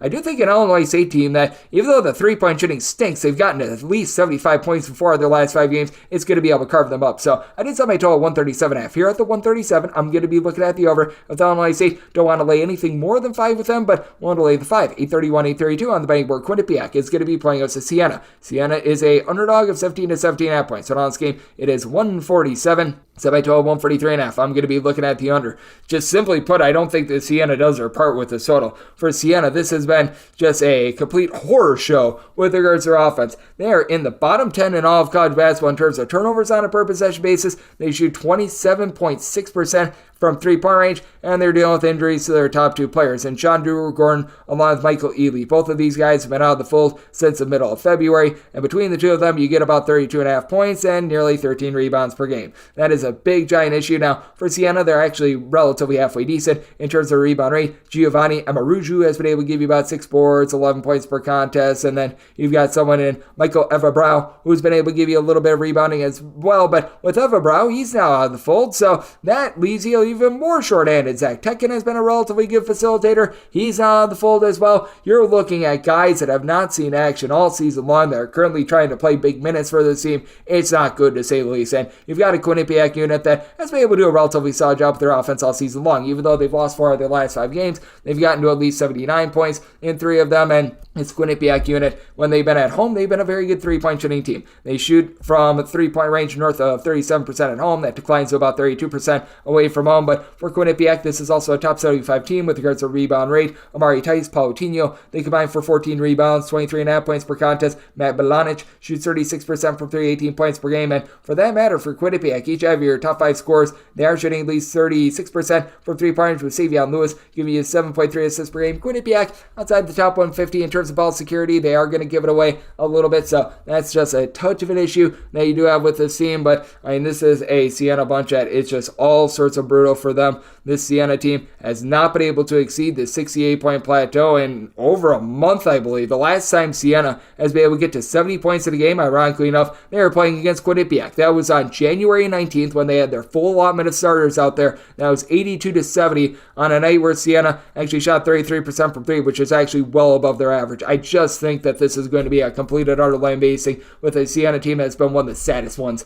in all of college basketball. I did set my line at a 17.5. This is a circumstance where it's a big number, but I'm seeing a few 17s out there. At the 17, I'm willing to lay it, and flat out, I don't think Siena does their part with this total. Set my total 143.5, looking under, and I'm going to be willing to lay up to 17 with Quinnipiac. 833, 834 on the betting board. Iona, it's a road face-off against Marist. Marist finds themselves as a 3 to a 4-point favorite with your total on this game 132, mostly seeing 3 out there, and I set my line at 3.5. I personally would rather lay 3 with Marist rather than take 4 with Iona, and the big reason why is that Greg Gordon, the top scorer for Iona, he is away from the team. I believe that it's personal matters with that front, but when it comes to this Iona team, they're having to play short-handed right now, and that's not necessarily a place where you want to be. They've gotten a lot out of Gordon, by the way. He was supplying the team with 16 points, 7.5 boards, shooting 32.5% from 3. Now, it is an Iona bunch that has been able to do a nice job of being able to generate turnovers. In terms of turnovers for us on a per-possession basis, this is a top 15 team in all of college basketball. Well, Joel Brown has been the ringleader of that. He doesn't give you a lot of scoring. He's only supplying about 7 points per game, but 3.5 assists, 2.1 steals per game, really is able to impact that side of things, but he's had to become a little bit more of a go-to scorer with Mr. Greg Gecko Gordon being out of the fold. And you do have a few guys that are able to pop it from 3-point range. Jem Araguren has been able to give you about 8.5 points from 3-point range. He shoots 43.5% from 3-point range. Meanwhile, you've had Wiesa Ponzo now be able to shoot 37% from 3, channeling what he was able to do for the Sets and Hatters a season ago. He gives you some relatively good size, but Iona is outside the top 200 in terms of rebound rate. Not that Marist has been supreme with their rebounding, but Marist is a top 15 team in all of college basketball in terms of points allowed on a per possession basis.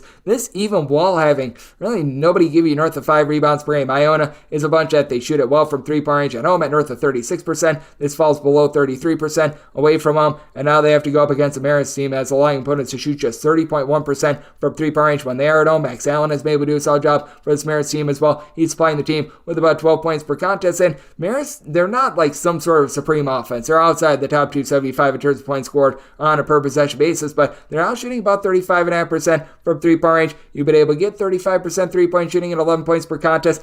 Josh Passarelli is actually up to 38% now after the last few games. Javon Cooley has been able to shoot north of 40% from 3-point range. I do think that Marist going to take it to an Iona bunch that's right now dealing with being relatively short-handed, so it is a spot where I would rather lay 3 rather than take 4 here with Marist, even though Marist at the free throw line late in games, they shoot just 69%, but I do think that Marist going to be able to put the clamps down on defense as well. So I total 131.5. I'm looking at the under, and I'm going to be willing to lay it with Marist. 835, 836 on the betting board. North Texas is going to be playing against East Carolina. East Carolina is an underdog of 9.5 points. Their total on this game is 123.5 to 124. Made my total 124.5. I'm going to be looking at the over. This North Texas team is actually one of the best 3-point shooting teams at home in all of college basketball.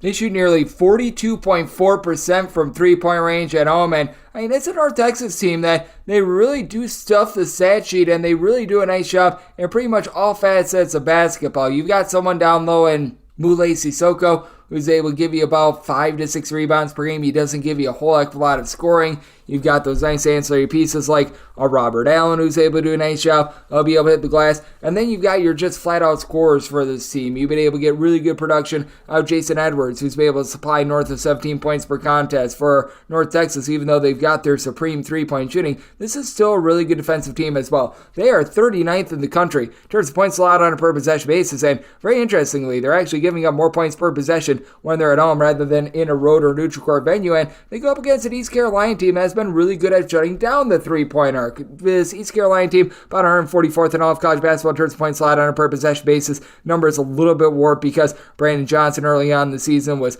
dealing with illness out of the fold, but for East Carolina, 35th in the country with regards to opponents' 3-point shooting percentage. Just been a case where East Carolina sometimes is very touch and go in terms of their offense. RJ Felton has done a nice job supplying 16 plus points, 6 boards, and then you've been able to Bobby Pettiford, even though he hasn't been too much of a scorer, do a nice job being able to dwell out the ball. This East Carolina team does a nice job of being able to keep their possessions relatively clean with 10.7 turnovers per game, while they do generate, in terms of turnovers on a per possession basis, a mark that puts them in the top 75 in all of college basketball, with Pettiford being able to give you only about 8 points per contest. But also of concern for East Carolina, they only shoot about 30.5% from 3-point range, and this is a North Texas unit that you do want to be trying to attack them a little bit more from the outside when they're at home. North Texas has been a little bit leaky with allowing opponents to shoot 35.5% from 3-point range the last 3 games overall for the season. Still about 67th in all of college basketball in terms of opponents' 3-point shooting percentage. The aforementioned Johnson, he's been able to give the team about 14 points, 8.5 rebounds per game. Ezra Uzar has been able to chip in there just under a steal, 35% 3-point shooting, double figures at about 4.5 rebounds per game. So these guys have been solid, but it's a very top-heavy East Carolina team with regards to their scoring. North Texas, a little bit of a better collective with having someone like an Aaron Scott, Reuben Jones. These guys being able to give you about 11.5 points per contest. Jones was dealing with quite a bit of injury,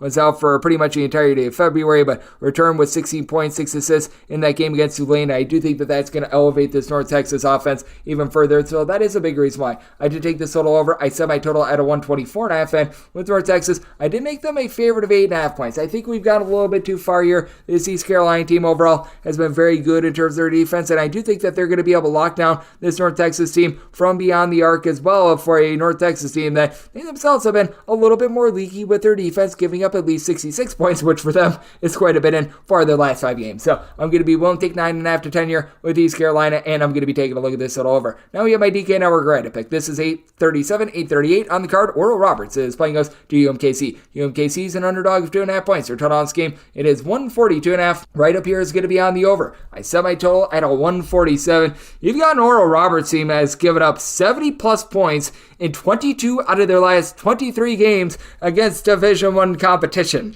That is not great, to say the least, and this Oral Roberts team can still bomb it from three-point range. You're a top 60 team in all of college basketball in terms of three-point shooting percentage, and I've noticed this with Oral Roberts. They were one of the slowest teams in all of college basketball to begin the season, but they've been up in their tempo a little bit. Both of these teams are relatively mid-tempo. UMKC, they're right around about 215th in the country in terms of total possessions per game. Oral Roberts clocking in more in that neighbor, about 175th, but if you look at conference play and conference play only, I would have to imagine Oral Roberts being more in the top 125 with that regard. Meanwhile, you've got a UMKC team that just does not play the same defense away from home rather than at home, and that's a big reason why, even though Oral Roberts has struggled here in Summit League play, I'm going to be willing to lay the number and set them as a 3-point favorite. With UMKC, if you look at them in terms of points allowed on a per possession basis, they're about 196th in all of college basketball, but they're giving up 14.3 points more per 100 possessions away from home rather than when they are at home, and you got an Oral Roberts team that is just not defending to save their lives. Right now, 329th in all of college basketball. With regards to opponents' points allowed on a per possession basis, 306th in the country in opponents' 3-point shooting percentage as well, so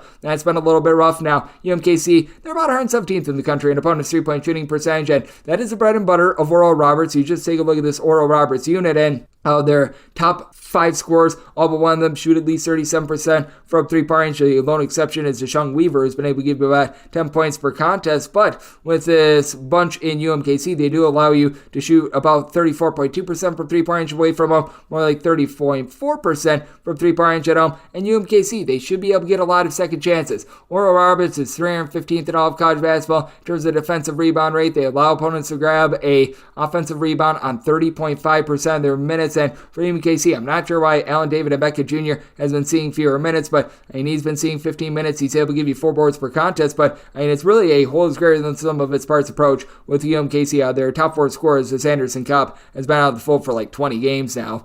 They've got 3 of them grabbing at least 4 rebounds per game. It's been all about what you've been able to get out of Jamar Brown. 15 points, 6 boards, shoots 33.5% from three-point range with 16 plus points in each of the team's last 4 games. I like what he's able to bring to the table. UMKC, they do turn the ball over 12 times per contest, but Oral Roberts, not a team that's going to be generating too many turnovers. And to the credit of UMKC, they've now scored at least 72 points in 3 out of their last 4 games. They've given up at least 69 points in 3 out of their last 4 games. I do think that this is going to be a bit of a higher scoring expose. Got an Oral Roberts team that is in desperation mode. They have now lost 6 straight games, with much of that being due to the fact that they just have not guarded to save their lives. But they've got Aiden Bride, who's able to give you 20 points per contest. Kareem Thompson was part of that Sweet 16 team a few seasons ago. He's a stat sheet sufferer, 7 boards, 12.5 points, 3.5 assists per contest for an Oral Roberts team that they're a top 35 team in all of college basketball in terms of fewest turnovers on a per possession basis. And for Oral Roberts, typically they have a tough time getting to the free throw line, but they do shoot 76.9% of the free throw line, top 50 mark in all of college basketball. And UMKC, they're allowing opponents to make 27.6 free throws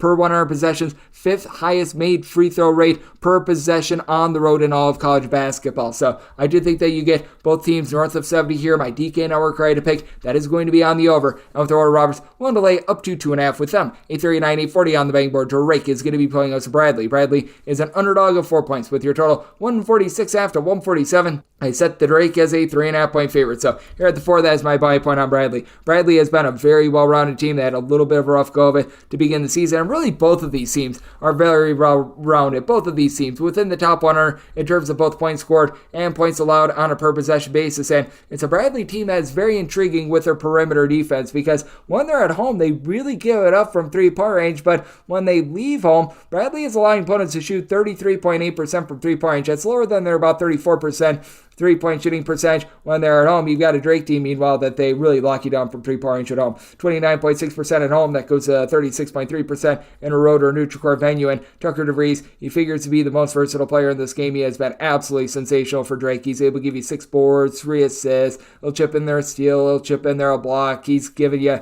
north of 20 points per contest. But Molevi Leons, he's saying 6'9", 6'10" for Bradley. He's done a solid job being able to supply about 7 boards, north of 13 points per game. game from three-point range. He's shooting about 35% from distance. For a Bradley team as a whole, they do shoot 37% from the outside. These guys have been really good from the outside, and it's traveled relatively well for this Bradley team as well. At home, Bradley has been able to shoot from three-point range about 37%. That goes to about 38% in a road or neutral court venue, and Drake has a lot of ancillary guys. They're able to pop it from three-point range as well, as they shoot north of 38% from three-point range as home, as well as you've been able to have a pair of guys in Connor Enright and Cooper Garland do a nice job being able to give a little bit of added facilitation to help ease the load off of DeVries. A combined 5.5 assists, 12.5 points, with Enright shooting 42% from three-point range, and Drake is just really efficient. Top 35 team in the country in terms of fewest turnovers on a per possession basis, and a lot of this could be coming down to the battle on the glass. You've got someone in Darnell Brody for Drake who's able to give you north of 8 rebounds per game. Drake overall in terms of their rebound rate, about 106th in all of college basketball. Bradley, meanwhile, they're checking in more around 121st, but they have a positive rebound rate away from home. You've been able to get good production out of someone like a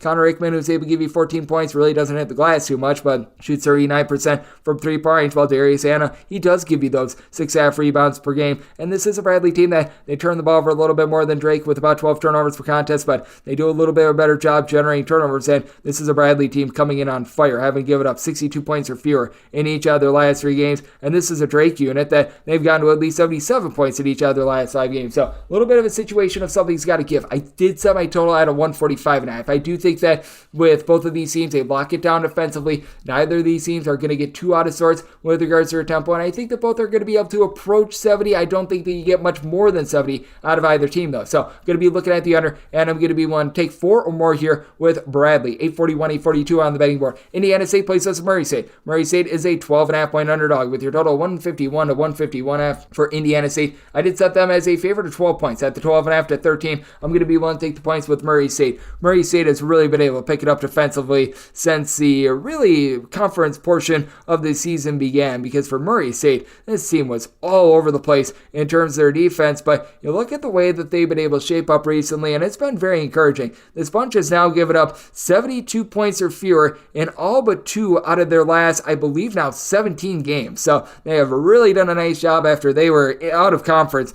outside the top 280 in terms of points allowed on a per possession basis. Now, Murray State still has kryptonite. They're still really giving it up from three-point range. Murray State 335th in all of college basketball with regards to opponent's three-point shooting percentage, but that falls at 34.5% away from home. It's more like 38.7% at home. Meanwhile, you've got an Indiana State team that they do play a whole heck of a lot better with regards to their defense at home rather than on the road. They allow opponents to shoot 29.9% from three-point range at home. That balloons up to just below 34.5% from three-point range when they're in a road or neutral court environment. And for Indiana State, if you look at their points allowed on a per possession basis, they're checking in 76th in all of college basketball. They're giving up darn near 15 points fewer per 100 possessions when they're at home, and they've got Robbie Avila. They're calling him Kareem Abdul-Jabbar, as he's able to give the team a little bit of everything. Stands right around 6'10", bobbing it from 3 at about a 40% clip, 7+ boards, 14+ points, 4 assists. I mean, he has been absolutely awesome. And you've got on the flip side a Murray State team that only has one guy that gives you north of 5.1 rebounds per game. That'd be Nick Ellington, who's been able to supply 12 points, 6 rebounds per game. Murray State well outside the top 225 with regards to rebound rate, but the trio of Rob Perry, Jacoby Wood, along with Quincy Anderson, they're all giving between about 12 to 13 points per contest. Anderson has really been able to emerge as a good three-point shooter at about 39% from the outside. Meanwhile, you've got Jacoby Wood, who's done a nice job doling out those 4.3 assists per game. And all 3 of these guards, they give you at least a steal per contest. Wood is also shooting 39% from three-point range. And to the credit of Murray State, they do a nice job protecting the ball. Top 50 team in the country in terms of fewest turnovers on a per possession basis.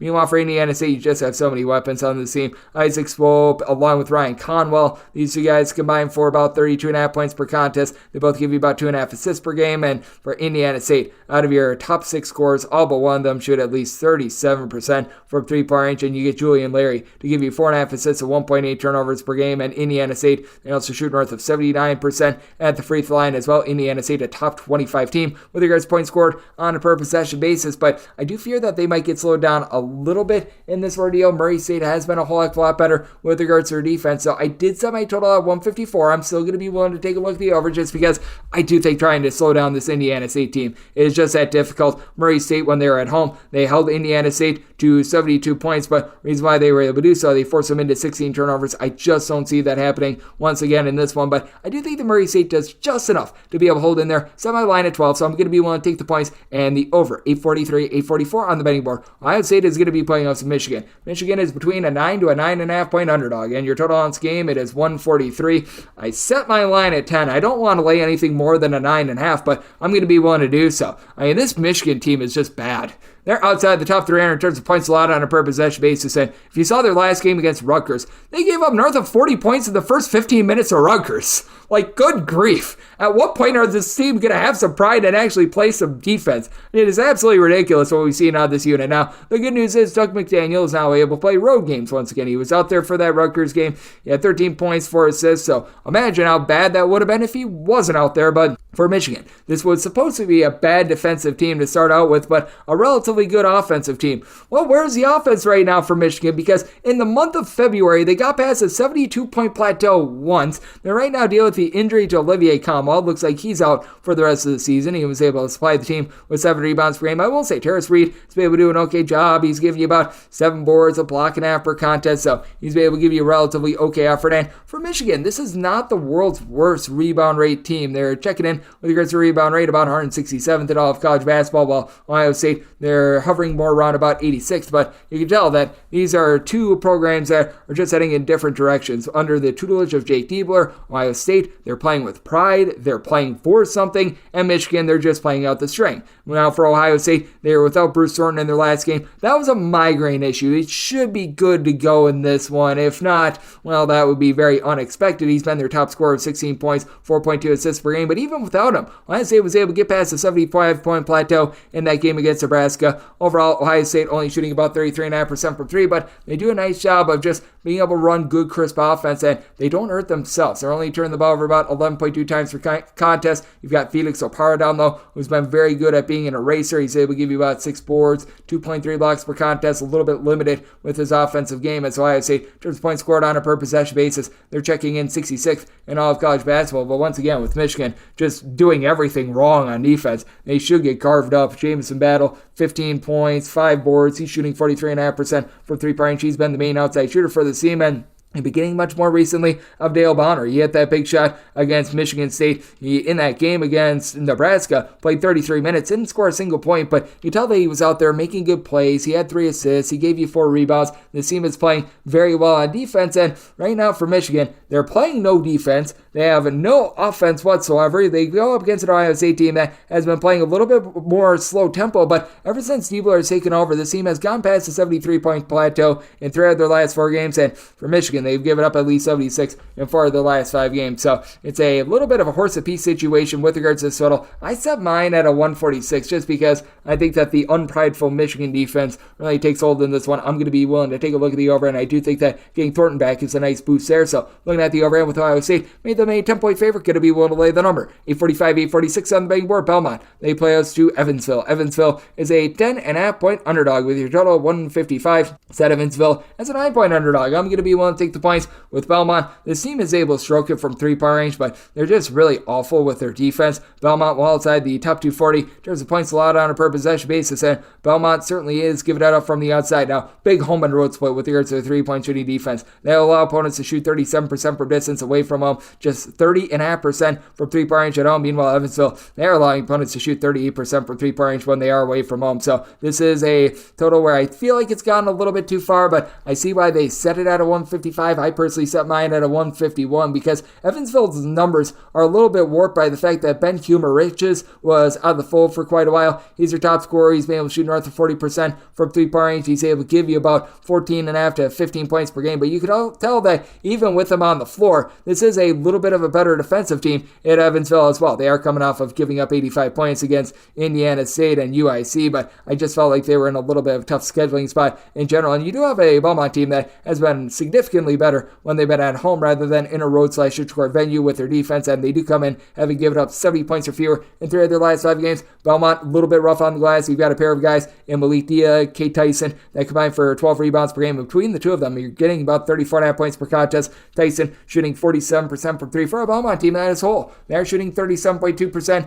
from 3-point range, so that is going to make it very tough for this Evansville team, but I do think that the Purple Aces are going to be able to do just enough to be able to hold in this one. It is a Belmont team that in terms of points scored on a per possession basis, because they haven't turned the ball over about 12.5 times per contest. They've been a little bit sloppy there, even though their 3-point shooting percentage is good. They're still checking in just 118th in the country with regards to points scored per possession, and they're scoring the same amount of points per possession when they're at home rather than in a road/neutral venue. While Evansville, they do see a little bit of a tail off with their offense. They're scoring about 6.5 points fewer per 100 possessions away from home, and they're outside the top 230 with regards to points scored on a per possession basis as well. I do think that Evansville going to be looking to bog this game down a little bit. You do have a bunch in Belmont that has a pair of facilitators in Jacoby Gillespie along Keyshawn Davidson. They're able to combine for 8 assists per game, and Gillespie has been your top scorer now with about 17.5 points per contest, but he has been in and out of the fold. He was out for 8 games due to injury, has come back, and he's looked relatively like himself. He's not turning the ball over like flop, but I do think that for Belmont, they're going to be able to get the job done. I just question them being able to get it done by double figures against an Evansville team that has lost 6 straight games, but they've been in pretty much all these games except for the Indiana State game by the tune of single digits. So I did set my line more at a 9, getting 10.5. I'm going to be looking at those points with Evansville, and did set my total 151. Also going to be looking at the under 847, 848 on the betting board. Memphis plays OC UAB. UAB is an underdog of 7.5 points on this game, between 157.5 to 158. Made my total 157.5. So here at the 158, that is my buy point on the under. And what puts me on the under is that UAB is actually a better perimeter defense away from home rather than at home. And this has not been a good UAB defense. They are well outside the top 225 in terms of points allowed on a per possession basis. And when you look at opponents' 3-point shooting percentage, it is 35.4%. But they allow opponents to shoot 37.5% from 3-point range at home. That goes down to 32.8% away from home. Not saying it's great by any stretch of the imagination, but at the very least, it's formidable. And then you've got a Memphis team that certainly has been having their defensive issues as well, but they give up about 33% 3-point shooting percentage at home, 34.7% when they're away from home. And it's a UAB team that flat out does not shoot it well from 3-point range. You're outside the top 260 in terms of their 3-point shooting percentage. What has really been working out well for them is hitting the offensive glass. This is a top 50 team in terms of percentage of missed shots that result in an offensive rebound. Yaxel Lenborg has been able to give you 10 boards, about 13 points per contest, and they face off against a Memphis team that's now about 120th in all of college basketball with regards to their points allowed on a per possession basis. And give a little bit of credit where credit is due. It has been an awful and just terrible year for Memphis, but they're starting to pick it up a little bit more. I recognize that East Carolina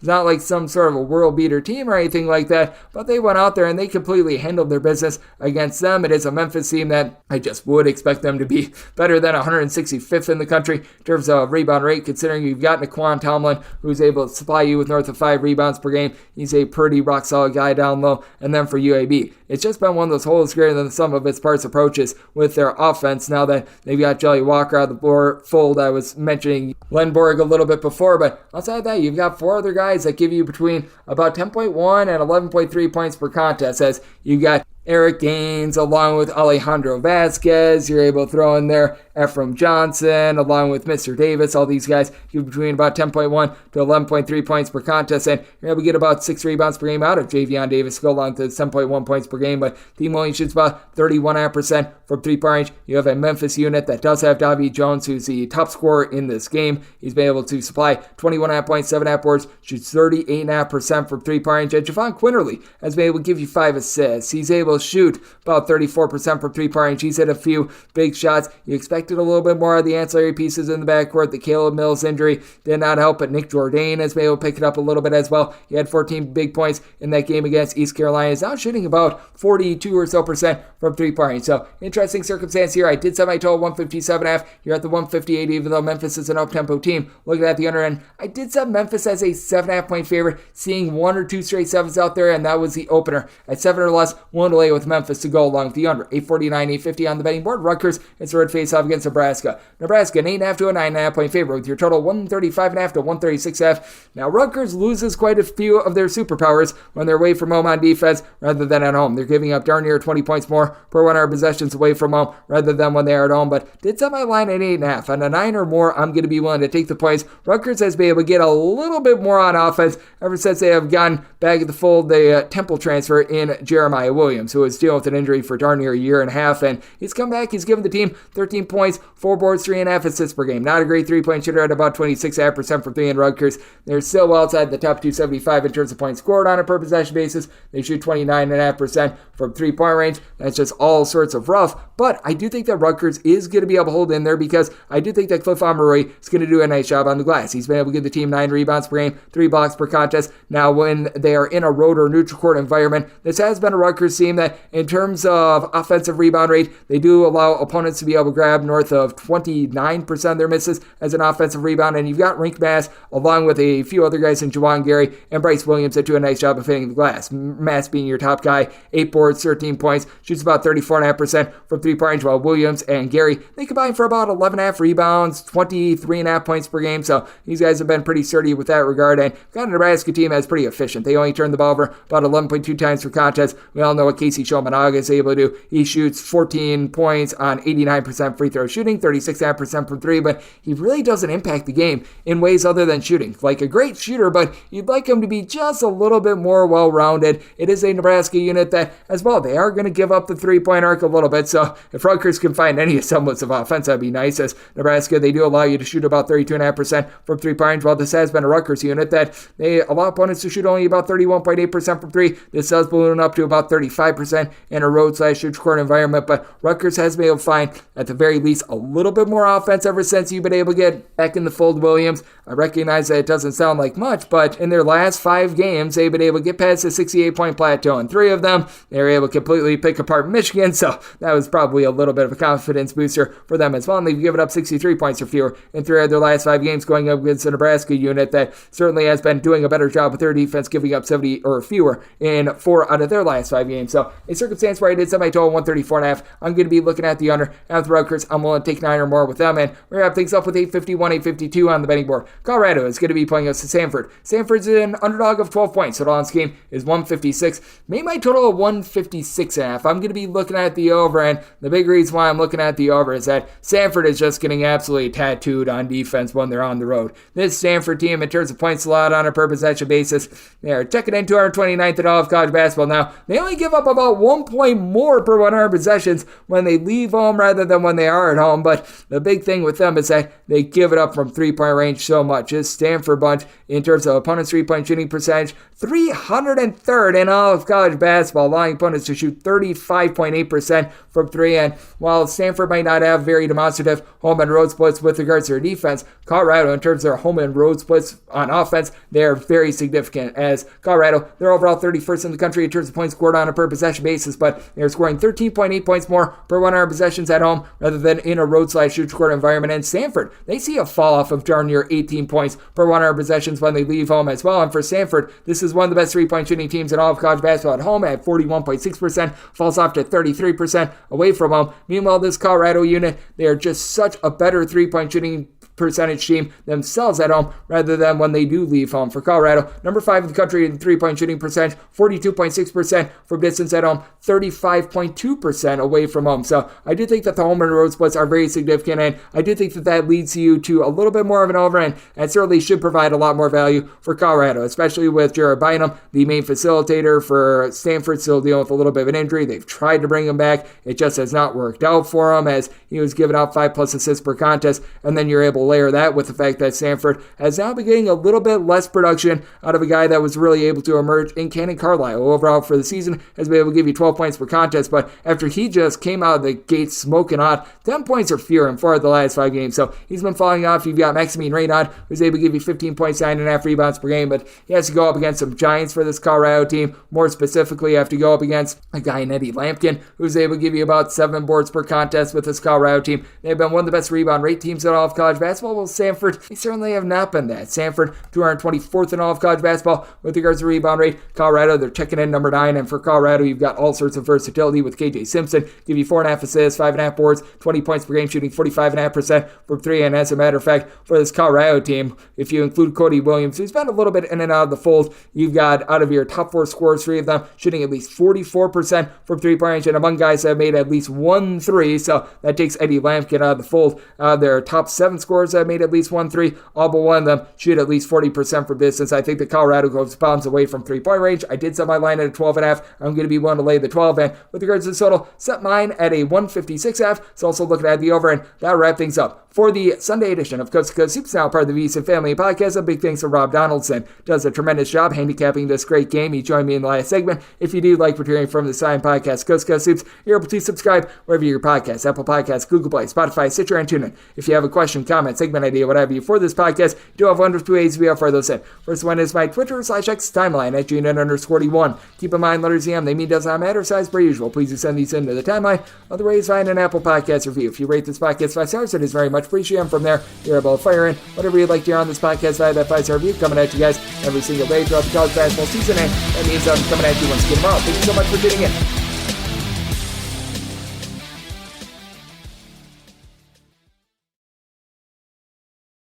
At Arizona State University, we've made online education better, smarter, and more personalized, so you can go further in your aspiring field. I decided to pursue medicine once I realized that ASU did have the online program for biological sciences. You're still required to learn the same curriculum. You're still being tested on the same content that anyone would be tested on in person. The comprehensiveness of the program prepared me so well for medical school.